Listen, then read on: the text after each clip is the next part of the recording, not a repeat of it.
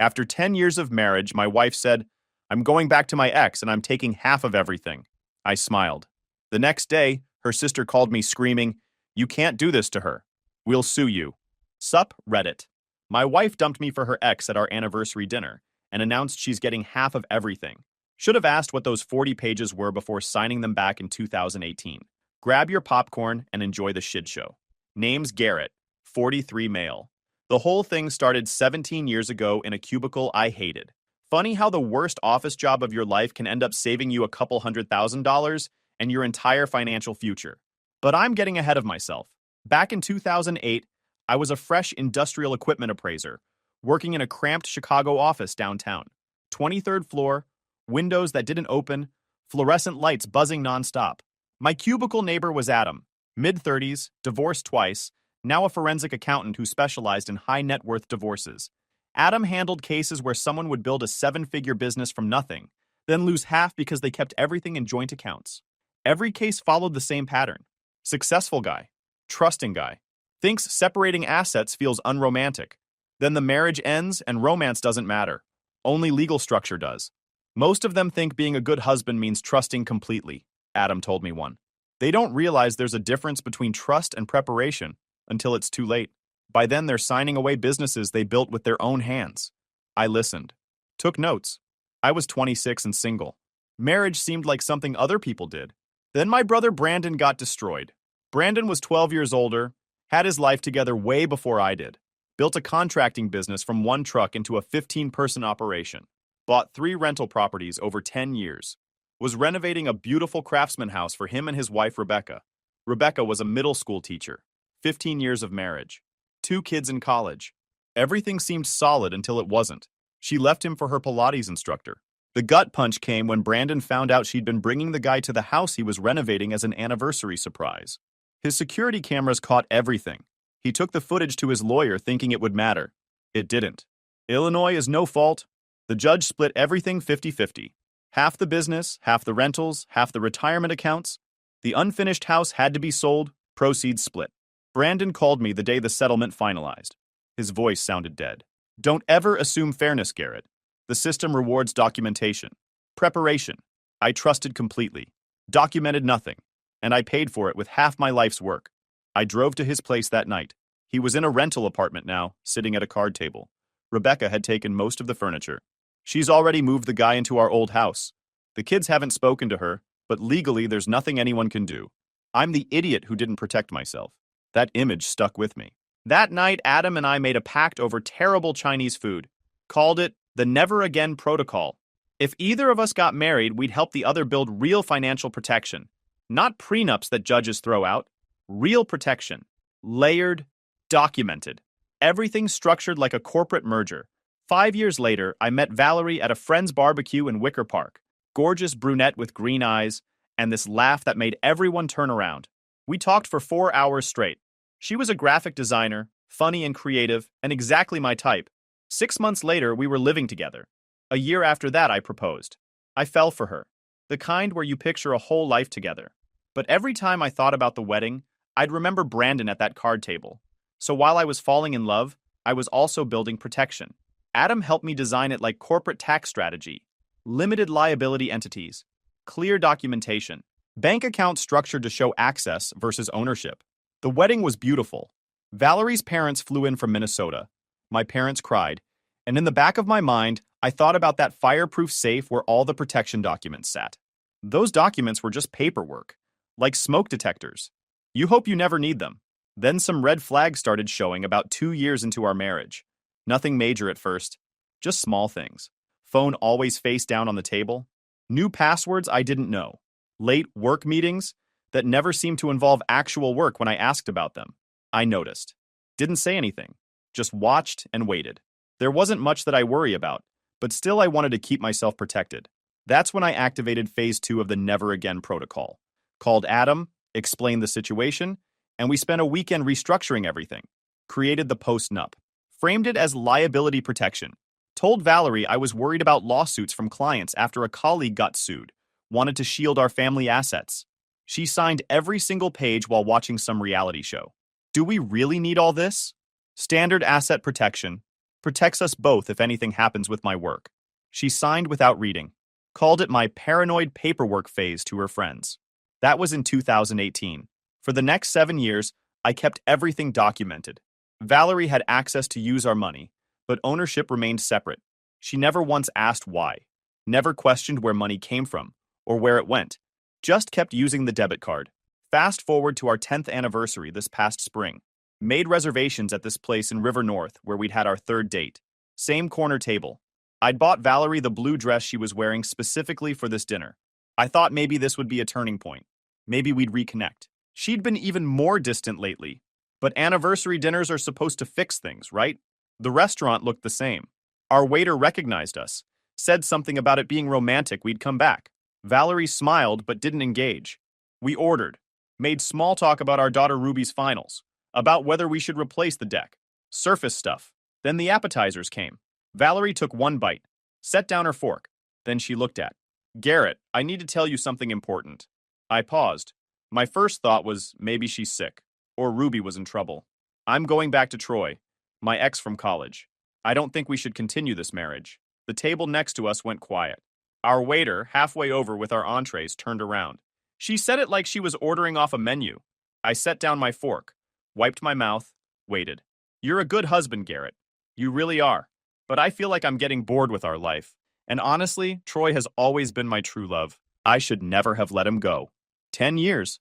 Gone in 3 minutes. Then came the part that actually helped me. I never really loved you, Garrett. I just settled because Troy wasn't available back then. You were safe, stable, but that's not enough anymore.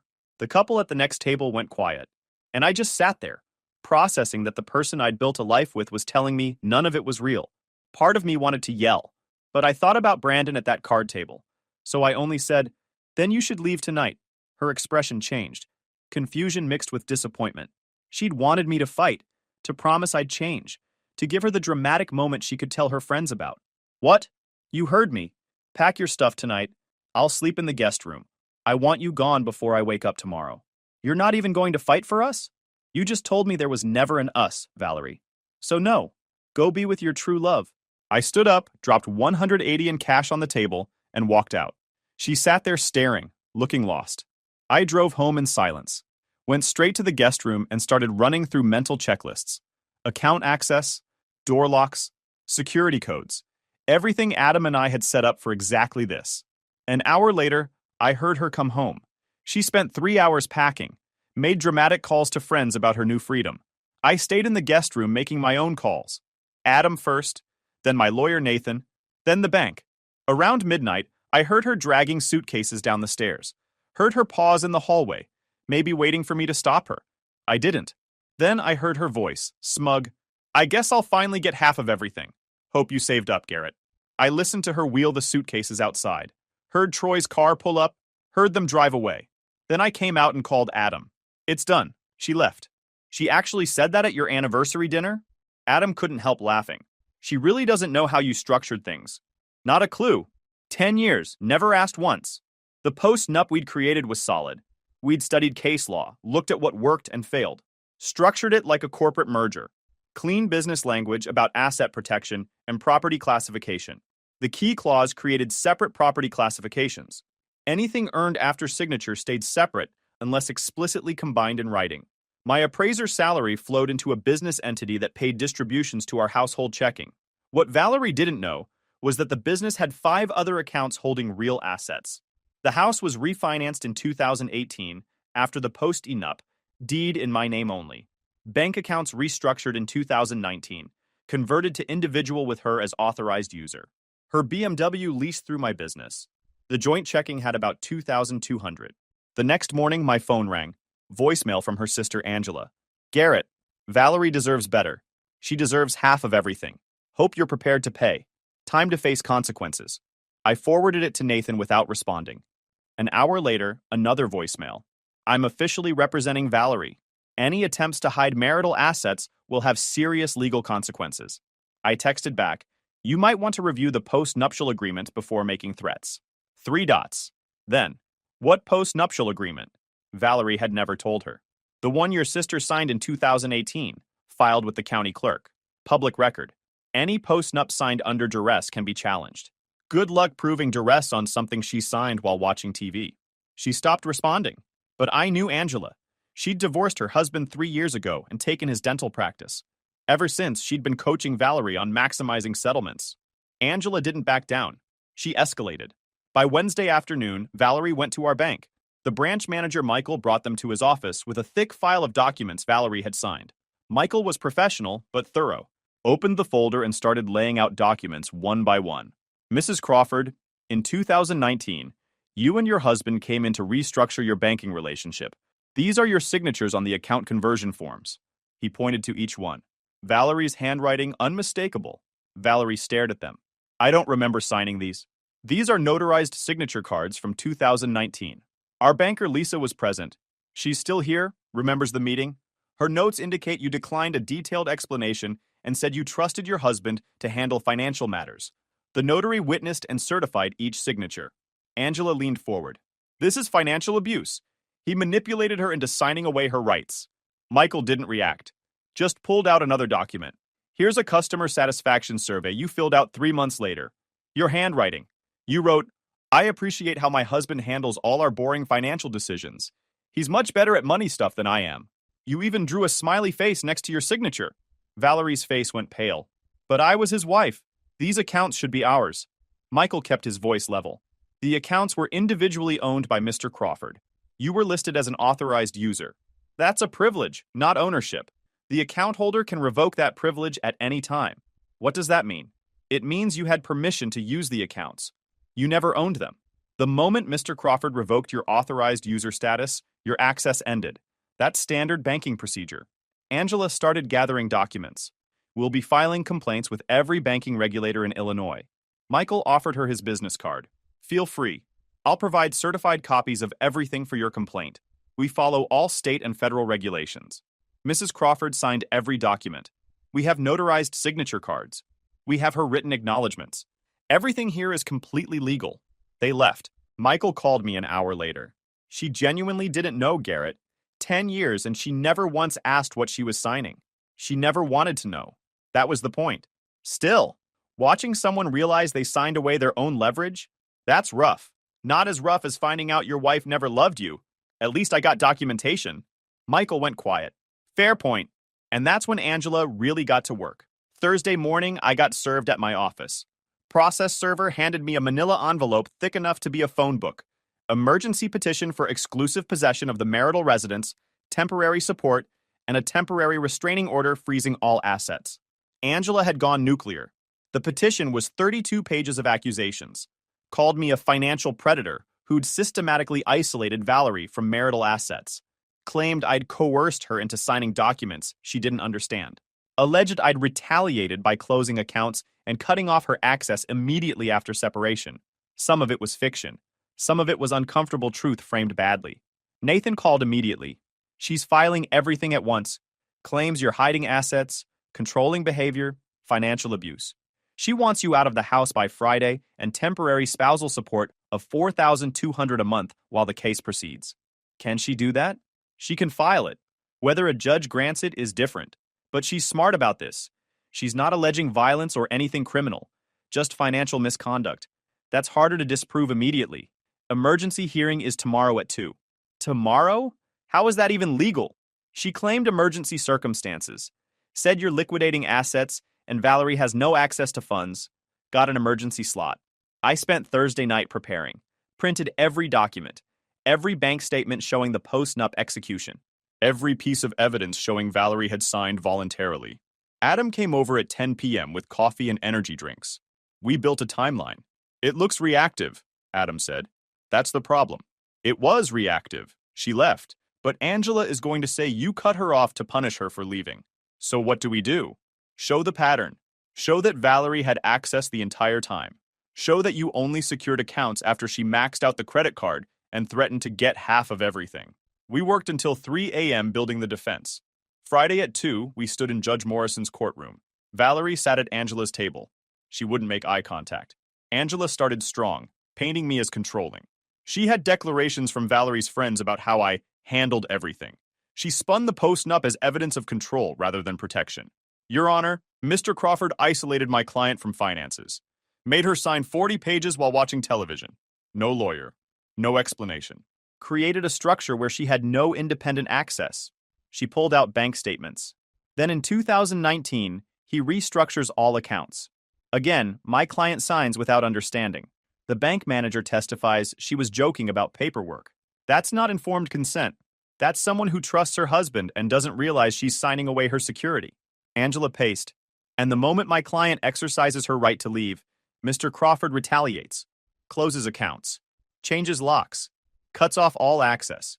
She had to move in with family because she has no resources. This is textbook financial abuse, Nathan countered. The post-nup with notary. Banker notes from the 2019 account restructuring showing Valerie declined explanation. That customer survey praising my management. Screenshots showing Valerie posted about Troy hours before our anniversary. He pulled out the credit card statement. Mr. Crawford didn't retaliate. He protected himself after she maxed out their joint credit, $9,500 in 2 days, and threatened to get half of everything. The judge listened, flipping through exhibits. Mr. Foster, your client did structure everything quite comprehensively. Why was Mrs. Crawford only given access to a household account? Because that's what the post-nuptial specified. An agreement Mrs. Crawford signed after full disclosure. Full disclosure? Ms. Chen, did your client have independent counsel? Angela jumped. No. She was told it was routine asset protection. She had no idea she was signing away marital rights. No independent lawyer advised her. Your Honor, Nathan tried. Mrs. Crawford was given every opportunity to... The judge held up a hand. I've heard enough for today. This isn't a final determination hearing, but I'm troubled by several things. She looked at both lawyers. I'm not making final rulings today, but given the circumstances and the need to maintain status quo, I'm granting temporary exclusive possession to Mrs. Crawford for 30 days, or until our next status hearing, whichever comes first. Mr. Crawford, you'll need to vacate by Sunday evening at 8 p.m. I felt my stomach drop. I'm also issuing a restraining order on dissipation of assets. Mr. Crawford, you're specifically restrained from closing or moving funds from any jointly titled accounts. Mrs. Crawford, same applies to you. No unusual expenditures, no asset transfers. The household checking account remains accessible to both parties for ordinary expenses only. Temporary support hearing is scheduled for 2 weeks from today. Both parties will exchange financial declarations before that hearing. The judge closed the file. And, Ms. Chen, I'm granting this emergency relief because your client needs temporary stability. But if I find out you've overstated the circumstances or filed this in bad faith, there will be consequences. Understood? Yes, Your Honor. As we left the courtroom, Angela smirked at me in the hallway. This is just the beginning, Garrett. Hope you've got a good hotel. Maybe next time you'll think twice before manipulating someone into signing their rights away. Nathan grabbed my arm before I could respond. Not here. Let's go. In the elevator down, he said quietly, we took a hit, but it's temporary. We need to find their weakness before the next hearing. I spent the next month in a Hampton Inn near the office, going through every document with Adam and Nathan. We needed to understand how Angela had landed that first punch. The independent counsel issue is real, Nathan said Tuesday morning in his conference room. Post-nups without separate lawyers get scrutinized. Angela knows that. But Valerie signed it. She had the chance to get a lawyer. Did you explicitly tell her to get one? I thought back to 2018. I'd explained it was asset protection paperwork. Told her she should read it or have someone look at it. But I'd been there, explaining it myself. I told her it was standard asset protection, that she should read it if she wanted. But I didn't insist. And I was there when she signed. That's what Angela is hammering. You're an industrial equipment appraiser. She's a designer. That creates constructive fraud in some cases. Adam was going through bank records when he stopped scrolling. Garrett, what account paid the mortgage every month? The household checking. Auto pay. Why? Show me the routing. I pulled it up. Every month since 2018, the mortgage came from account 4738, the joint household checking. Both our names. Funded by my business, but technically joint property. Adam and Nathan exchanged a look. That's commingling, Nathan said quietly. Classic commingling. What? Nathan pulled up Illinois statute. When separate property is paid down using marital funds, the non-owning spouse acquires an equitable interest proportional to contribution. But it was my money funding that account. Doesn't matter legally. Once your distributions hit that joint account, they became marital property. You use jointly owned funds to pay separate property debt.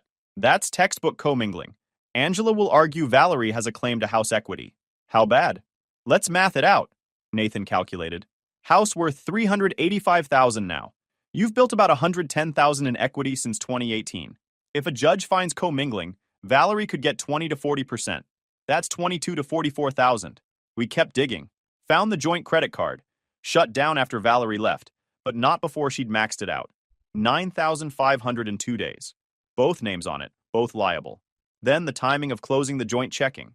The day after Valerie left. Nathan explained, if this was proper structure, why wait until after separation? Looks retaliatory. By Thursday, we'd found enough holes to make me sick. The post-nup was solid in theory.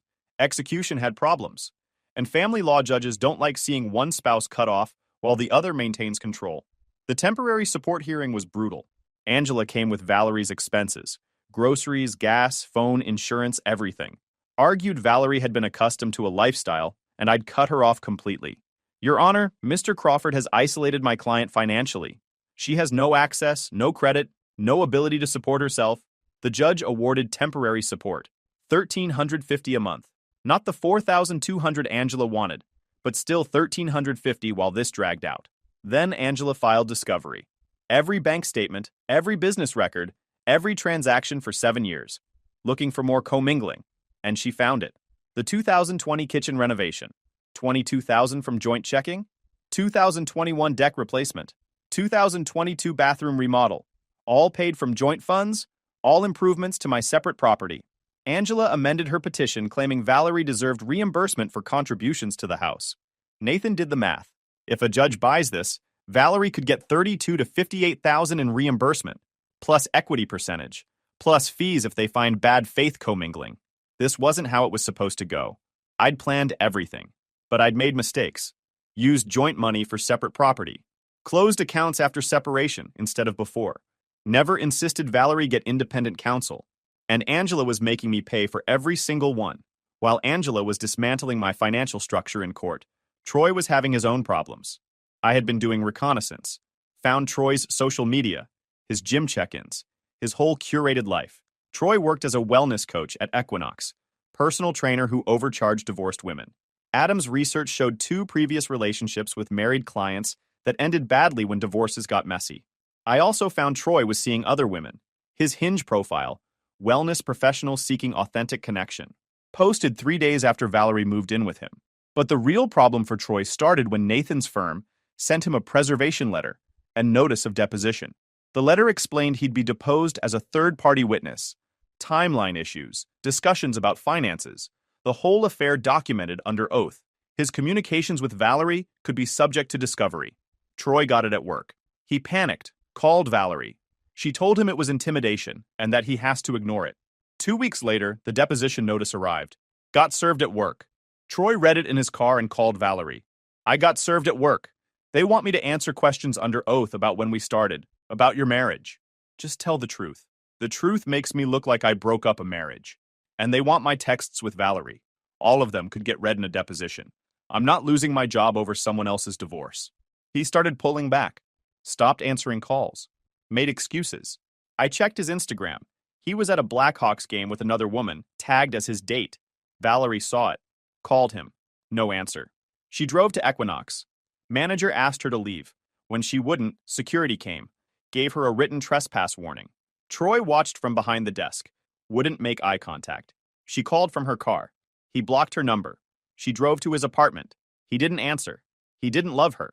He'd liked the attention, the affair, the chase, but the moment it turned real, the moment she actually left and legal problems appeared, he was gone. She was spiraling. She'd blown up her 10-year marriage for a guy who'd bailed the second things got legally complicated. And now she was living in Angela's basement, fighting for temporary support while I was positioned to keep most of my assets despite the commingling issues. Troy hadn't been some mastermind. The real architect of this disaster was Angela. She'd convinced Valerie she could have it all, leave for the other guy, get a huge settlement, start fresh. Instead, Valerie lost Troy, lost her daughter, and was facing a settlement fight where her own sister's tactics were backfiring. Discovery in a divorce case is like trench warfare. Slow and expensive. But before we got deep into document warfare, Ruby called. She's a senior at Northwestern, finance major, sharp as they come. Dad, Mom just called me crying for like an hour. She says you stole everything and spent years planning to destroy her. Is any of that true? Ruby, Remember that Dropbox folder I shared with you when you turned 18? The one labeled Family Financial Structure? The one you said I should read before I graduate? Open it now. I'll wait. I heard clicking, then silence as she scrolled through documents. The post-nup, the account structures, the timeline showing when Valerie signed what. Dad, Mom signed all of this? Yes. Everything that's happening now was triggered by her choice to leave, not by me hiding anything. Silence. Then, did you know about Troy? I suspected. Check your mom's Instagram. Scroll back to the day before our anniversary. More silence. Typing. Then a sharp intake of breath. She posted a photo with him at 3 p.m. that day. Yeah. Ruby went quiet. Then her voice changed. I'm going to find out exactly what she did. She spent the next 3 hours doing what I'd taught her, following the money. First, the Venmo trail. Valerie's public feed going back 8 months. Troy sending money regularly. Started with dinners and coffee in September. Escalated to $95, weekend essentials, by January. Then social media. Relationship status changed from married to nothing in February. Photos with me untagged. Cryptic quotes about choosing yourself. But the real evidence came when Ruby asked Valerie for her phone password, said she needed emergency contacts for school. Valerie gave it immediately. Dad, texts between Mom and Aunt Angela going back to August. Read them. August 15th, 2024. Angela, don't do anything until after your anniversary. Spontaneous separations look better. Mom, good thinking. Plus Garrett's bonus comes through in September. December 3rd. Mom to Angela. Practice the speech in the mirror today. Think I can cry on cue? January 8th. Mom to Troy. Angela says wait until after the anniversary for legitimacy. Ruby changed her emergency contacts that night. Removed Valerie from her university access. Blocked her number. She sent me everything she screenshotted with one message. Built a timeline. She had been planning this for so long. I forwarded it all to Nathan. He called 20 minutes later. This timeline is helpful. I'll incorporate it into our response. That evidence became crucial as we entered the discovery phase. Angela requested everything. Nathan pushed back on half of it as overbroad, but judges in Cook County tend to allow wide discovery in marital cases. So I spent weeks producing documents. Angela combed through everything looking for more mistakes. She found some. A joint savings account I'd forgotten about, $3,200 in it. Became marital property, a stock purchase from 2019 that I'd made from the joint checking before transferring to my brokerage. Angela argued it was marital property because of the source funds, but she also made mistakes. 3 weeks into discovery, Angela filed a motion claiming I'd hidden a business account from the initial disclosures. Filed it as an emergency motion, complete with accusations of fraud and perjury. The problem was, the account she claimed I'd hidden? I'd disclosed it. Page 7 of my initial financial declaration. Account number, balance, everything. Nathan filed a response with a highlighted copy of my original disclosure. Then he requested sanctions. Hearing day. Angela tried to backtrack, claimed it was an honest mistake, that she'd been reviewing hundreds of documents. The judge wasn't having it. You filed an emergency motion alleging fraud. You used words like perjury and concealment. Did you check the respondent's initial disclosures before making those accusations? Your Honor, I reviewed the documents available to me. That's not what I asked. Silence. I'm sanctioning you $750 for filing a frivolous motion. Additionally, you'll pay Mr. Crawford's attorney fees for responding to this motion. Mr. Foster will submit a fee petition. Angela's face went red. If I see another motion like this, the sanctions will be more severe. We're done here. Nathan and I walked out. In the hallway, Angela was on her phone with Valerie, voice tight with anger. Nathan just smiled. She's going to be more careful now, but she's also rattled. The sanction order came through 2 days later. Angela owed me $1,200 in fees, plus the $750 fine to the court. Small victory, but I'll take it. But Angela kept digging. She deposed Adam thinking she'd get him to admit I'd coerced Valerie. Instead, Adam calmly explained he'd witnessed Valerie signing documents while laughing about my paranoia. Made Angela look desperate. Then Angela deposed me. 6 hours in Nathan's conference room. Court reporter typing every word. She tried to make me look controlling. Isn't it true you never discussed financial matters with your wife? I discussed them whenever she wanted. She wasn't interested. You made all financial decisions unilaterally, within the structure we both agreed to. She tried to trip me up on commingling. Asked why I'd use joint funds for the house if everything was supposed to be separate. It was an oversight. The mortgage auto-paid from that account. Should have changed it after the post-nup. An oversight that lasted 7 years and benefited you at my client's expense. An oversight that gives your client a legitimate equity claim, which I'm willing to discuss in settlement. Meanwhile, Angela's aggressive tactics were backfiring with the judge. She'd filed 3 emergency motions in 2 months, all denied. She'd accused me of hiding assets in discovery without evidence. Got sanctioned with a $750 fine for frivolous claims. She'd tried to get the case expedited for urgent need. The judge said no. It proceeds on normal timeline. She'd told Valerie this would be a big settlement. She couldn't admit the case wasn't as strong as she'd thought. By month 4, Nathan and I discussed settlement. The commingling was real. A judge would award Valerie something. Best case, Nathan said. The judge awards reimbursement for mortgage and improvements. Probably $45,000 plus her fees. Worst case, they find extensive commingling and award 20% of house equity.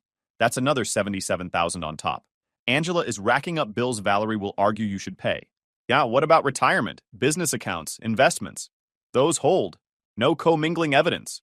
Post-nup is clear. We offered $58,000 for equity claims, plus $13,000 toward her fees. She keeps her car and personal items. I keep everything else. Angela rejected it. My client deserves far more. We're going to trial. But she wasn't. 2 weeks later, Angela filed a motion to withdraw as counsel. The official reason was irreconcilable differences with client regarding case strategy. The real reason came out later. Valerie couldn't pay her anymore. Angela had been working partially on contingency, expecting a big settlement. When the settlement offers stayed modest, Angela wanted out. Valerie had to hire a new lawyer. Got a guy named Rick, who took one look at the file and said, "We should probably settle." 3 months later, we did. Valerie got $68,000 for her equity claims and improvements. I paid $19,000 of her attorney fees. She kept her car, her personal belongings, and the $9,500 she'd maxed out on the joint credit card. I kept the house, the business, the retirement accounts, the investment accounts, everything else. Total cost to me, including attorney fees and temporary support paid during proceedings, just under $140,000. Not the clean win I'd planned, but not the disaster it could have been. The settlement finalized in September. By November, Valerie's money was gone. She'd paid Angela's remaining bills, paid her new lawyer, put a deposit down on an apartment she couldn't afford long-term, bought furniture, paid off credit cards, helped Troy with his rent before he ghosted her, treated her friends to dinners bragging about her settlement. By New Year's, she was broke again and working part-time at a real estate office doing open houses. Angela's law practice never recovered. Word got around the family law community that she'd overpromised to a client, botched basic strategy, and got sanctioned by a judge. She lost 3 clients in the month after withdrawing from Valerie's case. Her ex-husband, the dentist she'd divorced and taken the practice from, filed for modification of support based on her decreased income. Karma's funny like that. I'd spent months documenting everything. When the settlement was final, I compiled it into a folder. 60 pages of screenshots, bank records, text messages between Valerie and Angela discussing strategy. I didn't post it publicly. I shared it with exactly 4 people. Ruby, my parents, and Valerie's father. Ruby already knew most of it. She'd cut Valerie off completely. But seeing it all laid out hardened her resolve. She changed her last name to mine legally. Stopped listing Valerie as her parent on any forms. My parents had suspected something was off, but seeing the evidence ended any guilt they felt about taking sides. They'd been planning to split holiday time between us. After seeing the folder, they told Valerie not to come to family events. Valerie's father was devastated. He called me. "Garrett, I'm sorry. I didn't know. She's not welcome at the house until she gets her life together." And Angela? Angela should have known better. She encouraged this. That isolation broke Valerie faster than the money running out. She'd expected family support. Instead, everyone who saw the evidence realized she'd gambled on a bigger settlement and lost. She tried to rebuild her reputation, posted vague things on Facebook about healing from narcissistic abuse and finding yourself after manipulation. But her friends had seen too much. The comments on her posts got brutal. Maybe focus on healing your relationship with your daughter. Funny how the abuse claims came right after you left for another man. Hope it was worth it. She deleted her social media. Last I heard, she's sharing an apartment with 2 roommates in Logan Square, working full-time at the real estate office now, no longer just doing open houses. She reached out to Ruby for her birthday. Ruby didn't respond. Angela is trying to rebuild her practice. She's mostly doing uncontested divorces now, the kind where people file jointly and split things amicably. Not exactly the high-stakes litigation she built her reputation on. Troy's still at Equinox, still dating clients, still posting inspirational quotes on Instagram. Last I saw, he had a new wellness coaching client who looks remarkably like Valerie did 7 years ago. Some people never learn. As for me, I sold the house last year. Too many memories, and I'd gotten the equity value I deserved after accounting for Valerie's reimbursement. Bought a place in Lincoln Park. Ruby graduates in May. She's already got a job lined up at a Big Four accounting firm. Says she wants to specialize in forensic accounting. Ruby's graduation is in May. I'm flying her grandparents in from Minnesota. My parents are driving down.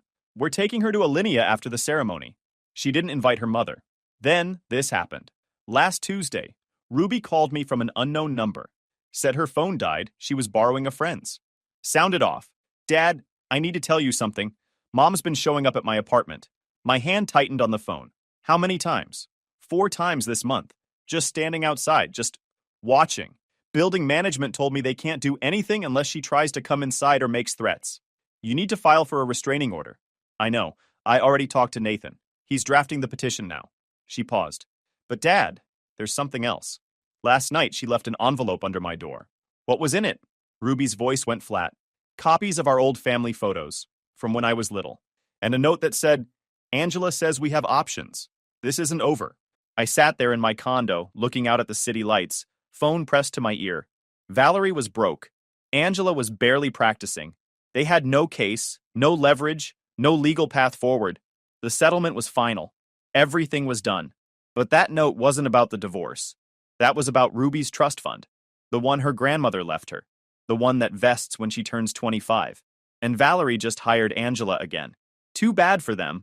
Ruby's grandmother knew exactly who her daughter-in-law was. That trust has an independent trustee, airtight terms, and 0 parental access clauses. Adam helped draft it 6 years ago. Some people never learn, and some of us never stop preparing. Guys, we are so close to hit 100,000 subscribers on this channel. If you are not subscribed to the channel, please consider subscribing. It really helps hit that 100,000 mark. Thanks for making this dream come true. After 15 years of marriage, I found out I'd been raising my brother's kid. When I confronted my wife, she broke down. I was feeling lonely. Don't ruin everything we have over one mistake. So I burned their lives to the ground. All right, Reddit. This is the kind of story that sounds like bad fiction, but I promise you it's real, and it happened to me. My lawyer told me to keep my mouth shut about it until everything was finalized. But now that the dust has settled, and both of them are living in their own personal versions of hell, I figured I'd share. Maybe it'll help someone spot the red flags I missed for 15 years. I'm 41 now, work in logistics for a shipping company. Been at the same place since I was 26. Worked my way up from warehouse supervisor to regional coordinator. Nothing glamorous, but the pay's solid, and I own my house outright. Got a nice shop in the backyard where I restore old motorcycles on weekends. My 1973 Honda CB 750 is basically perfect at this point after 3 years of work. The bike was a complete basket case when I bought it off some guy who'd stored it in a barn for 20 years. Seized engine, rusted tank, missing half the electrical system. Spent every weekend for months just getting it torn down and cataloged. The frame alone took 6 weeks to sandblast and powder coat. Then came the engine rebuild, learning to lap valves and set timing by hand. The satisfaction of hearing it fire up for the first time after all that work, running smooth as silk on fresh rings and bearings, made every busted knuckle worth it. Met my wife Katie when we were both 23. She worked reception at a dental office. Had this way of making everyone feel comfortable. Real warm personality. Always remembered people's names and their kids' birthdays. That stuff matters when you're trying to build something stable. We got married at 26. Had our daughter Lily when I was 27. Katie stayed home with her for the first few years, then went back to work part-time when Lily started school. We had this nice little routine going. I'd handle the mortgage and bills. She'd manage the household stuff, and her part-time income went into savings. We weren't rich, but we were comfortable. My brother Ryan was always the charismatic one. 3 years younger than me, worked in sales for a pharmaceutical company, always had these stories about client dinners and business trips. Drove a leased BMW, wore expensive suits, dated a rotating cast of women who never seemed to stick around longer than a few months. We got along fine, saw each other at family stuff, but we weren't super close. Different personalities, different priorities. Ryan lived about 20 minutes away in one of those trendy loft apartments downtown. The kind of place with exposed brick and industrial lighting that cost twice what my mortgage payment was. He'd have us over sometimes for dinner parties where everyone drank expensive drinks and talked about nothing important. Katie always loved those parties, said it made her feel sophisticated to be around successful people. I'd mostly just count the hours until I could go home and work on something with my hands. For 15 years, everything seemed normal. We did family dinners twice a month. Ryan would show up for birthdays and holidays. He was the fun uncle who'd bring elaborate gifts and teach Lily card tricks. Katie seemed like the perfect wife and mother. Packed lunches, kept the house spotless, volunteered at Lily's school. I worked my shifts, came home to a hot dinner, spent weekends in my shop or at Lily's softball games. Then 3 months ago, my mom dropped a bomb that changed everything. Mom called me at work on a Tuesday afternoon, which was weird because she never calls during the day. Said she needed to talk to me in person, alone, and it was urgent. Told me to come by after work but don't bring Katie. That last part made my stomach drop. When I got to my parents' house, Dad was sitting at the kitchen table looking about 20 years older than he did at Sunday dinner. Mom had these red, puffy eyes like she'd been crying for hours. "Sit down, honey," Mom said in this shaky voice. I sat. Whatever this was, it was bad. "Your brother came to see us last night," Dad started. "He's been dealing with some health issues and needed to get some genetic testing done. Part of the workup involved comparing his DNA profile against family members to rule out certain hereditary conditions." I'm sitting there thinking, okay, this is about Ryan being sick. Not great, but manageable. Then Mom said the words that made my entire world tilt sideways. The lab flagged an anomaly. They ran additional tests to confirm. Dad slid an envelope across the table. Lily shares significant genetic markers with Ryan. Not uncle-niece markers, father-daughter markers. I remember staring at that envelope like it was a live grenade. My brain just refused to process what they were saying. "That's not possible. The lab ran it 3 times, Dad said. His voice was flat, like he'd already cried himself out. "There's no mistake. Ryan is Lily's biological father." The room started spinning. 15 years. Our entire marriage. Every birthday, every school play, every softball game. Every time I'd proudly told people, "That's my daughter," when Lily did something amazing. "Does Ryan know?" I managed to ask. Mom nodded, fresh tears streaming down. "He found out yesterday. He's the one who told us. He wanted us to know before—" She couldn't finish the sentence. "Before I found out some other way," I finished for her. We sat there in silence for probably 10 minutes. Then the questions started flooding in. How long did Ryan know? Did Katie know whose kid she was carrying? Did they have an affair, or was it just once? Why didn't anyone tell me? Mom said Ryan swore he didn't know until the test results. Said it was a one-time thing that happened before Katie and I got married, and he thought she'd ended it and chosen me. He assumed Lily was mine, just like everyone else did. But here's the thing that made my blood run cold. The timeline didn't work. Katie and I started dating in January. Lily was born in September, which means she was conceived in December.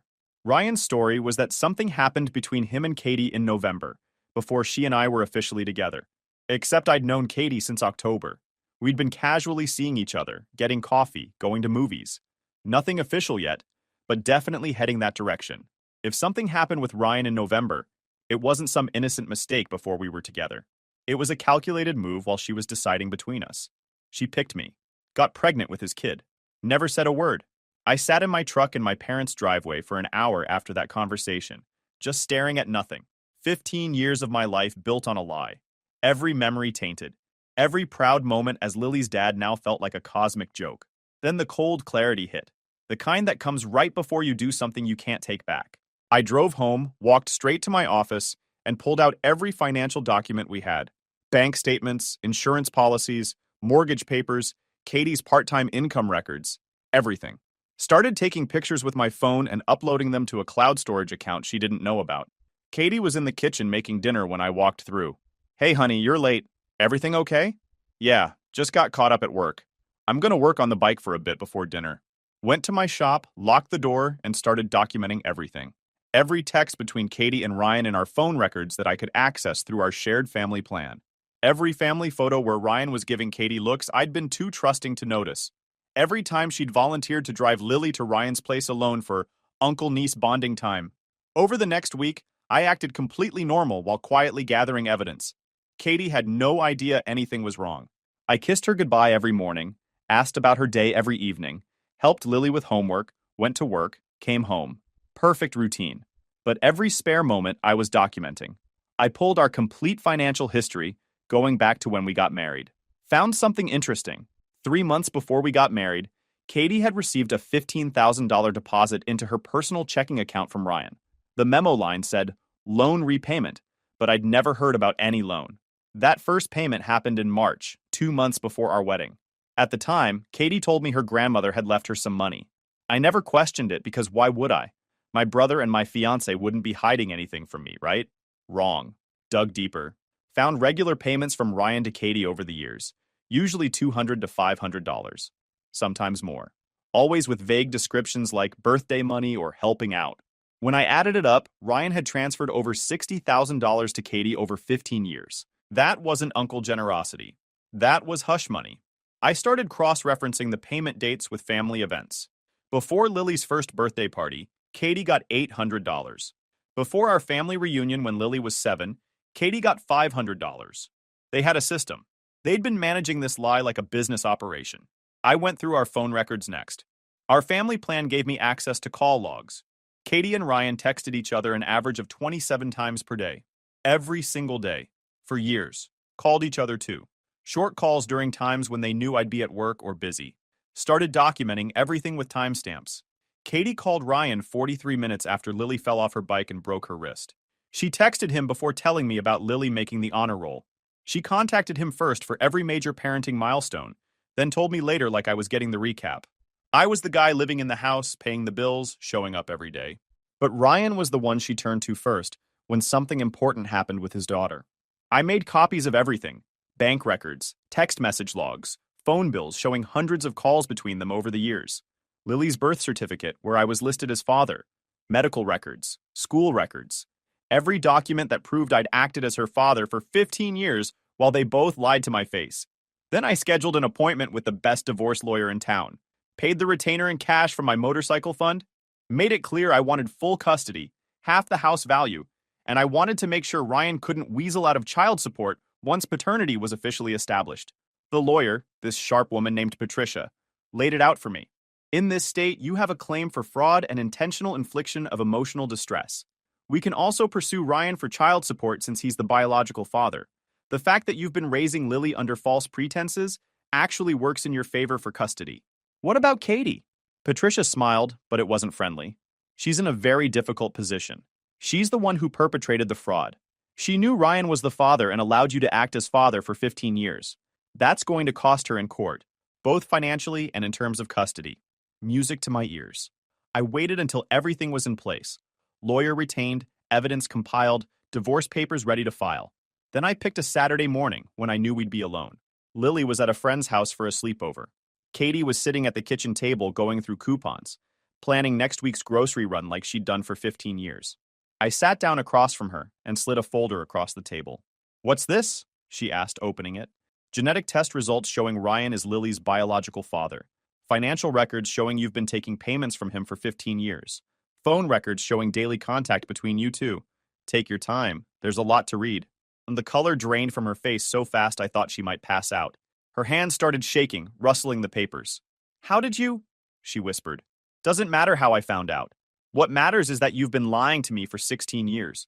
You got pregnant with my brother's kid and let me believe she was mine." She started crying immediately. The ugly kind, mascara running, hyperventilating. "It was one mistake. One night. I was confused about what I wanted and I made a terrible choice. One night that resulted in 15 years of lies. I chose you," she sobbed. "I chose you over him. I wanted to build a life with you. Ryan was he was exciting and dangerous and I got caught up in it for one night. But you were the one I wanted to marry.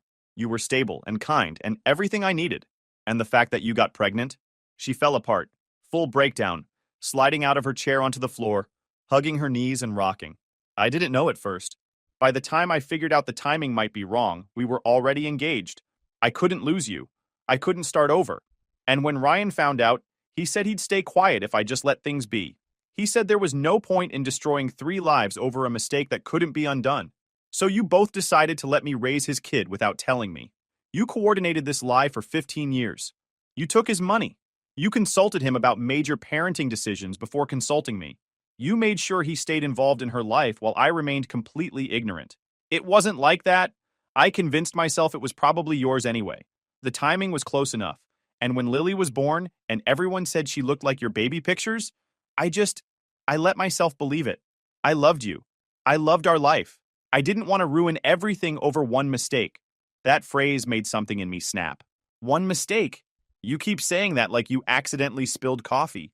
You deliberately deceived me about the most important relationship in my life. You took money from him for years to keep quiet. You let me bond with a child thinking she was mine. You didn't make one mistake.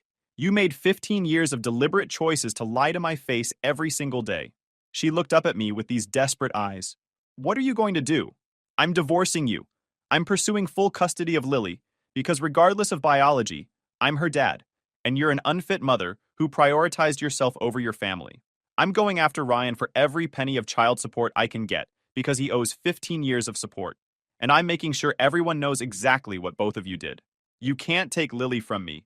Please, anything but that. Watch me. I've got 15 years of evidence showing I've been her primary parent. I've got financial records showing you and Ryan conspired to defraud me. No judge is going to give custody to a woman who lied about paternity for 15 years. I stood up to leave, and she grabbed my leg, actually wrapped her arms around my knee like some kind of desperate movie scene. Don't ruin everything we have. We can work through this. I'll do anything. Please don't destroy our family over this. I looked down at her and felt nothing. No anger, no sadness, just this cold clarity. You destroyed our family 16 years ago when you got pregnant with my brother's kid and decided lying was easier than telling the truth. I'm just cleaning up the mess you made, pulled my leg free, grabbed my keys, and walked out. Her screaming followed me to the truck. Something about how I was cruel for abandoning her when she needed me. How I'd regret this. How Lily would hate me for tearing the family apart. Like I'm the one who lied for 15 years. I drove straight to my parents' house because I knew I needed to be around people who actually loved me. Dad was in the garage working on his truck. Mom was in the kitchen. When I walked in looking like I'd been hit by a train, Mom immediately knew. You told her? Yeah, she's not taking it well. Dad came in from the garage, wiping his hands on a rag. How bad? She tried every excuse in the book. Said it was one mistake, that she chose me, that I'm being cruel. Literally begged me not to ruin what we have. Mom's face hardened. What you have is 15 years of lies. That's what I told her. She's still at the house. I left her there crying on the kitchen floor. I'll go back tomorrow to get some clothes and move into a hotel until I figure out next steps. You'll stay here, Dad said. It wasn't a question. Your old room's still set up. You're not paying for a hotel. Spent the rest of the day at their place, watching mindless TV and trying not to think about Katie blowing up my phone. Finally turned it off after the 50th call. Katie called approximately 50 times that day. I ignored all of them. Finally sent one text. Contact me through my lawyer, Patricia Steele at Steele & Associates. Then I blocked her number. Ryan called next. I answered that one because I had things to say. Listen, we need to talk about this like adults, he started, already trying to control the narrative. Adults don't sleep with their brother's girl and then hide the kid for 15 years. I didn't know she was your girl yet. You two weren't official when it happened. And I didn't know Lily was mine until the test results. You think I wanted to find out this way? But you knew there was a chance. You knew the timing was suspicious. And instead of being honest, you paid Katie to keep quiet and played fun uncle while I raised your daughter. Silence on his end. Could practically hear him trying to come up with a defense. The first payment was $15,000, Ryan. 3 months before my wedding. You gave my fiance 15 grand and told her it was to keep quiet about possibly carrying your kid. That's not a mistake. That's a calculated decision to let your brother raise your daughter without knowing the truth. I thought she'd tell you eventually. I thought once you were married and settled, she'd come clean and we'd all deal with it together. I never meant for it to go this long. But it did go this long. 15 years. And you kept paying her. Kept texting her 27 times a day. Kept weighing in on major parenting decisions like what schools Lily should attend and whether we should have more kids. You were involved in every aspect of raising her while I remained completely ignorant. I had a right to know about my daughter's life. There it was. The entitlement. You had a right? You had a right to be honest from day one. You had a right to tell your brother you got his girlfriend pregnant. You had a right to establish paternity and pay child support legally instead of through secret payments. But you didn't want those rights because they came with responsibilities and consequences. You wanted to be the fun uncle who swooped in with expensive gifts while I handled the actual parenting. That's not fair. You know what's not fair. Finding out at 41 that you've been raising someone else's kid. That every memory you have as a father is tainted by the knowledge that two people you loved were lying to you every single day. More silence. Here's what's going to happen, I continued. You're going to establish legal paternity. You're going to start paying child support for the last 15 years plus ongoing support. You're going to sign affidavits for my divorce lawyer, confirming the affair and the payments. And you're going to stay away from me for the rest of your life. I'm still her father, he said quietly. No, you're a sperm donor who paid to keep his mistake quiet. I'm her father. I'm the one who walked the floor when she had colic, changed diapers, taught her to ride a bike, sat through every parent-teacher conference. You were just the guy who showed up at birthdays with expensive gifts to ease your guilty conscience. I want to be in her life. Then you should have been honest 15 years ago. I'm filing for full custody, and I'm going to win. You'll be lucky if you get supervised visitation. He started getting angry then, voice rising, trying to intimidate me like he probably intimidates his sales clients. You can't keep me from my daughter. I have rights. You gave up those rights when you paid Katie to keep quiet. Every payment, every secret conversation, every coordinated lie. That's evidence of fraud. You think a judge is going to reward that with custody or unsupervised visits? You're dreaming. I'll fight this. I'll get my own lawyer.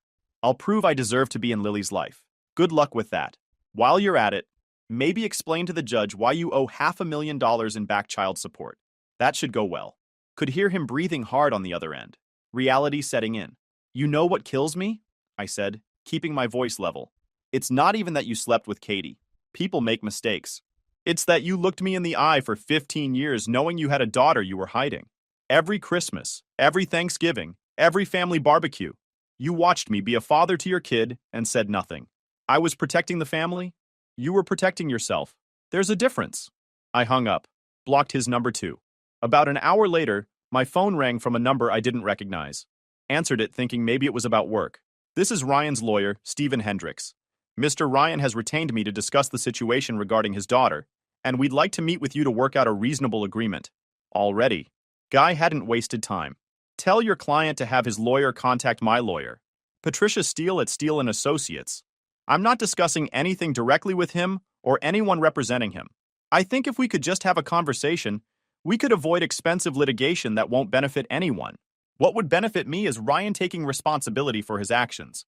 That's going to happen through the court system. Have a nice day. Hung up and called Patricia. Told her Ryan had already hired a lawyer and they were trying to negotiate. She laughed. Not a friendly laugh. The kind of laugh lawyers make when they know they have someone dead to rights. Let them try. Every attempt to negotiate is going to be documented. Every offer we refuse shows we're serious. When this goes to trial, the judge will see that we've been consistent from day one. Full accountability, full consequences. No deals. They're going to paint me as vindictive. They can try. But vindictive would be trying to keep him from his daughter out of spite. You're not doing that. You're ensuring he pays child support he owes and establishing appropriate boundaries given the massive breach of trust. That's not vindictive. That's reasonable. Patricia filed the divorce papers on Monday. Katie was served at the dental office where she worked. According to the receptionist who called me later, Katie had a complete breakdown in the middle of the lobby. Had to be sent home early. Good. The petition included claims for fraud, emotional distress, and breach of fiduciary duty. We also filed for full custody of Lily, with Katie getting supervised visitation only. The supporting documents included all the evidence I'd gathered. The payments from Ryan, the phone records, the genetic tests, everything. Ryan was served with a paternity action the same day. Legal demand to establish paternity, pay 15 years of back child support calculated at state guidelines based on his income, plus ongoing support. His pharmaceutical sales job paid about $180,000 a year with bonuses. According to state guidelines, he owed roughly $2,700 a month, times 12 months, times 15 years. Patricia smiled when she handed me the calculation. That's $486,000 in back support, plus interest. And that's before we add in his share of medical expenses, education costs, and extracurricular activities over the years. I whistled. That's gonna hurt. That's the point. We also filed a fraud claim against Ryan for the financial deception. He'd knowingly paid Katie to conceal paternity, which opened him up to civil liability. Patricia was going for another $100,000 in damages for intentional infliction of emotional distress. Within a week, both of them had lawyers. Both lawyers called Patricia trying to negotiate. She shut them down cold. My client isn't interested in mediation. See you in court. This was the part I'd been dreading. How do you tell a 14-year-old girl that her entire life is a lie? I picked her up from her friend's house on Sunday afternoon. Took her to our favorite diner, the one with the really good milkshakes and burgers. Let her order whatever she wanted. We sat in our usual booth by the window. Dad, you're being weird. What's going on? I took a breath. Sweetheart, I need to talk to you about something really important. It's going to be confusing and it's probably going to hurt, but I need you to know that nothing changes how much I love you. Her face went serious. Are you sick? No, nothing like that. But your mom and I are getting divorced. She sat back, processing. Not totally shocked. Kids always know when something's wrong at home. Because of Uncle Ryan? That threw me. What do you mean? I'm not stupid, Dad. I've seen the way Mom looks at him sometimes. And she's always texting him. I figured something was going on. Smart kid. Takes after me. It's more complicated than that. We found out recently that Uncle Ryan is actually your biological father. You're still my daughter in every way that matters, but technically, biologically, he's your dad. Lily stared at me for a long moment. Then, she said something that made me want to cry and punch Ryan in the face simultaneously. So you're not really my dad? I am absolutely your real dad. I've been your dad since the day you were born. I'm the one who's been here for everything. The biology doesn't change that. But it does change it. You're not actually my father. Lily, listen to me. Being a father has nothing to do with DNA. It's about showing up every day. It's about being there when you're sick, when you're scared, when you need help with homework or advice about boys or someone to teach you how to change a tire. I've been all of those things. Ryan just provided the genetic material. She started crying. Not dramatic teenager crying, but this quiet, heartbroken sobbing that destroyed me. Why would they lie about this? Why would Mom do this? Because people make selfish choices sometimes. Your mom made a mistake before we got married, and instead of being honest about it, she decided to hide it. That's on her and Ryan, not on you. Does this mean I have to live with Ryan now? No. You're staying with me. I'm fighting for full custody because you're my daughter, and I'm not letting you go. Your mom will still get to see you, but I'm going to be your primary parent. Good. I don't want to live with her if she's been lying this whole time. We sat there for another hour, talking through everything. She asked questions. I answered honestly. By the end, she seemed to understand that while the situation was messed up, her relationship with me hadn't changed. Dad? Yeah, kiddo? Thanks for still wanting me. That broke me. I reached across the table and grabbed her hand. I'm always going to want you. You're stuck with me. She smiled through tears. Can we still work on the motorcycle together? Absolutely. Actually, I was thinking we could start on a project for you. Find you a bike we can restore together. Her eyes lit up. Really? Really? Something smaller, like an old Yamaha or Suzuki. We'll strip it down, rebuild it, make it perfect. Then when you're old enough to ride, you'll have something you built yourself. Can it be purple?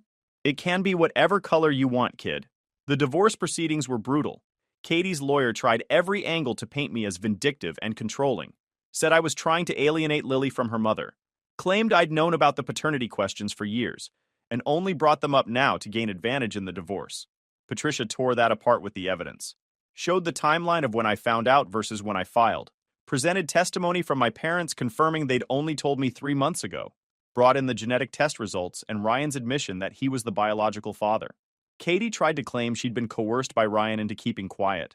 Said he'd threatened to tell everyone she'd trapped me with someone else's kid if she didn't take his money and stay quiet. Her lawyer positioned her as another victim in Ryan's manipulation. Patricia destroyed that narrative with Katie's own text messages. Years of friendly, even flirty conversations with Ryan. Planning meetups while I was at work. Coordinating stories before family events. Taking his money and thanking him for being so generous. These don't look like the messages of a woman being threatened and coerced, Patricia told the judge. These look like the messages of two people maintaining an ongoing deceptive relationship at my client's expense. The judge agreed.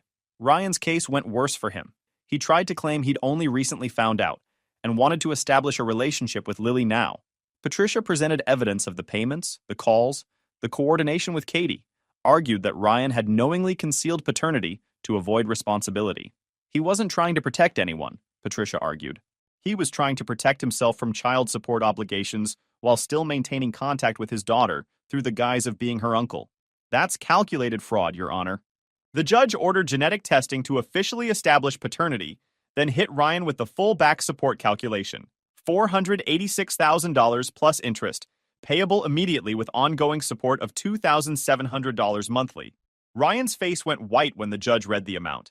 His lawyer tried to argue for a payment plan, but Patricia pushed back hard. My client has been financially supporting his brother's child for 15 years, while Mr. Ryan spent his substantial income on luxury apartments and expensive cars. He can liquidate assets to meet his obligations. Judge agreed. Gave Ryan 60 days to produce the back support or face garnishment of wages and seizure of assets. Katie moved out of our house into a cramped studio apartment above a dry cleaner. The place has one bedroom, stained carpet, and walls so thin you can hear the neighbors arguing. She gets Lily every other weekend, supervised by her parents because I don't trust her judgment anymore. The dental office fired her 2 months after the divorce went public. Apparently, having emotional breakdowns between patients isn't great for business. She's working full-time now at a grocery store, stocking shelves on the night shift. Minimum wage, no benefits. Last month, her car got repossessed. Couldn't keep up with payments on her income. Now she takes the bus everywhere, including to her supervised visits with Lily. My daughter mentioned Katie showed up 40 minutes late last weekend because she missed her connection. Ryan's situation is even better. The $486,000 back support cleaned him out. Had to liquidate everything. The BMW went first, then his investment portfolio, then he took a loan against his 401k. Still came up $80,000 short, so the court garnished his wages. His pharmaceutical company fired him 3 months after the scandal broke. Something about not representing company values after word got around about what he did. Sales performance had tanked anyway because he was too stressed to function. Now he's working at a competitor making half his old salary. Lives in a studio apartment. Drives a 2007 Corolla with a dent in the door. Runs into people we know sometimes. They tell me he looks about 10 years older than he did last year. The monthly child support payments keep hitting his account like clockwork. $2,700 every month until Lily turns 18. That's 48 more months of watching a quarter of his paycheck disappear. Math works out to another $129,600 he owes me. Best part? I opened a college fund for Lily with every penny of it. That money's going toward her mechanical engineering degree at whatever school she wants. His daughter's going to succeed in spite of him, not because of him. My parents cut Ryan off completely. Changed their will last month. Everything goes to me and Lily now. Ryan's not getting a dime of the family inheritance. Mom ran into him at the grocery store 2 weeks ago. He tried to talk to her, apologize, something. She walked past him like he didn't exist. Dad told me later that Mom cried for an hour when she got home, but she's not changing her position. He made his choice when he lied to you for 15 years, Dad said. We raised him better than that. Thanksgiving was interesting. Ryan wasn't invited. He showed up anyway. Stood on my parents' front porch, ringing the doorbell while we ate dinner inside. Dad finally went out and told him to leave or he'd call the cops. Christmas was the same. He sent presents for Lily that I returned unopened. She didn't want anything from him anyway. Extended family picked sides fast. My uncle got in Ryan's face at my cousin's wedding, told him he was a disgrace to the family name. My aunt blocked his number after he called her crying about how unfair everyone was being. Katie's family isn't speaking to her either. Her parents are humiliated. They supervise those first few visits with Lily out of obligation, but you can see the disappointment on their faces every time. Her dad, Steve, won't look her in the eye. Grace stopped inviting her to Sunday dinners. Katie tried to show up to one of Lily's softball games. I had the coach remove her for violating the custody agreement. She sat in her car in the parking lot crying while Lily hit a double. Didn't even acknowledge her mother was there. 3 months ago, Ryan tried one more play. Showed up at my work with some sob story about wanting to be in Lily's life, how he'd changed, how he'd gotten his life together, and wanted a relationship with his daughter. I was in the loading dock when security called me. Walked out there to find him standing next to his beat-up Corolla, looking like he'd aged 15 years. I know you hate me, he started. I deserve that. But Lily deserves to know her biological father. I'm not asking for custody or anything, just let me see her sometimes. Take her to dinner or something. You're violating the restraining order just being here. There's no restraining order. There will be if you show up again. Stay away from my workplace. Stay away from Lily's school. Stay away from me. You get your court-mandated supervised visitation once a month and that's it. She won't even talk to me during those visits. Just sits there on her phone until the hour's up. That's on you. You had 15 years to be her father. Instead, you paid her mother to pretend I was. I'm trying to make this right. You can't make this right. What you can do is stay in your lane, keep paying child support, and live with your choices. Now get off this property before I have you arrested for trespassing. He tried to say something else, but I walked away. Heard his car start up a minute later and he left. Haven't seen him since. Still gets his monthly supervised visit at a family services center, but Lily told me she just does homework the whole time. Doesn't even look at him. Why bother going if you're not going to talk to him? I asked. Because the court says I have to. But nobody says I have to pretend he's my dad. Katie had a full meltdown at the grocery store last month. Someone recognized her from the scandal, made a comment loud enough for everyone to hear about women who lie about paternity. Katie lost it. Started screaming, threw a jar of pasta sauce that shattered on the floor, had to be escorted out by security. Video went viral on local social media. Lost that job too. Now she's working at a laundromat doing wash and fold services. Makes even less money. She tried to take me back to court to reduce my custody time, claimed I was alienating Lily from her. Patricia destroyed her in front of the judge with evidence of Katie's instability. The judge actually increased my custody to 90% and reduced Katie's visits to once a month supervised. Your client's behavior demonstrates a pattern of emotional instability that poses a risk to the child's well-being, the judge said. Until she can demonstrate 6 months of stable employment and mental health treatment compliance, visitation will remain extremely limited. Katie started sobbing in court. Her lawyer tried to argue, but the judge wasn't having it. Apparently, throwing pasta sauce at strangers isn't a good look when you're trying to get more custody. The divorce finalized 2 months ago. I got the house, full custody, my entire retirement account, and half of Katie's.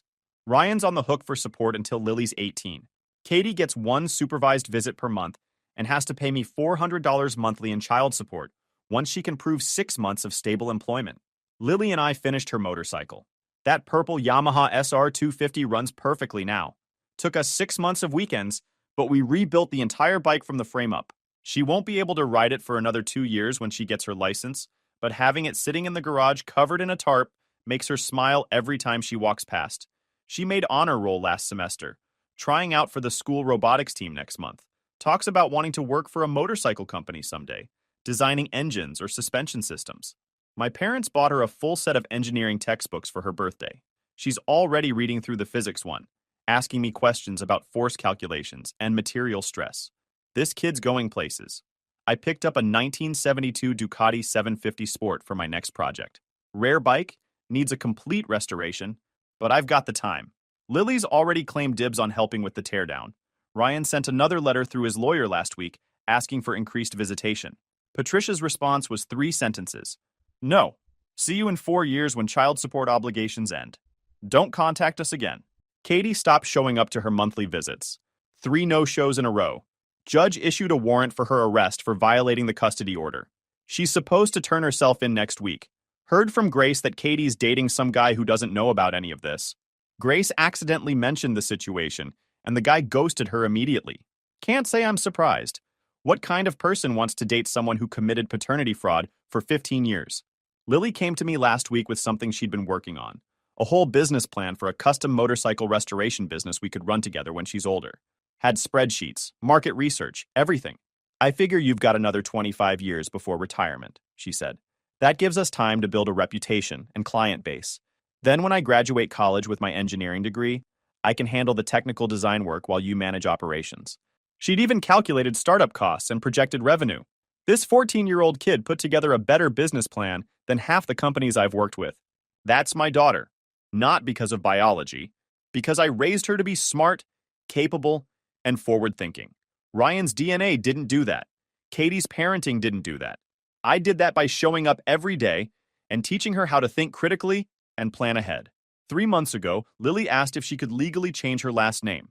Said she didn't want to share a name with Katie anymore after everything that happened. The paperwork's being processed now. By Christmas, she'll officially have my last name only. Ryan tried to contest it, said it was erasing him from her life. Judge told him he erased himself 15 years ago when he decided to hide her existence. Name change approved. Update: Ryan got fired from his second job. Something about failed background checks when they did their annual review. Word about the paternity fraud made it into industry circles and nobody wants to hire him. Last I heard, he's working retail at an electronics store, making barely above minimum wage at 40 years old with a business degree. The garnishment takes so much of his paycheck that he qualified for food assistance. Katie got arrested for the custody violation. Spent 2 nights in jail before her parents bailed her out. The judge added community service hours and mandatory counseling to her custody requirements. She has to complete both before she's allowed to see Lily again.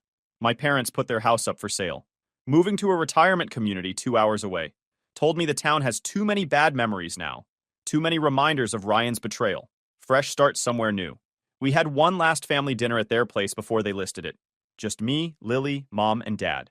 Mom made pot roast. Dad told old stories about when I was a kid.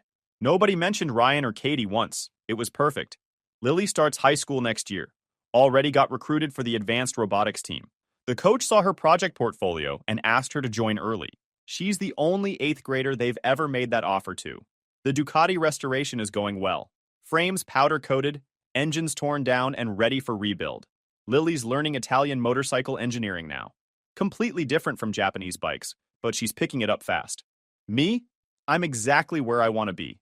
Got my house, got my daughter, got my shop full of projects. No drama, no lies, no people using me while pretending to care. Ryan and Katie destroyed their own lives through years of deliberate deception. I just made sure they couldn't rebuild on my back. Fair trade. Guys, we are so close to hit 100,000 subscribers on this channel. If you are not subscribed to the channel, please consider subscribing. It really helps hit that 100,000 mark. Thanks for making this dream come true.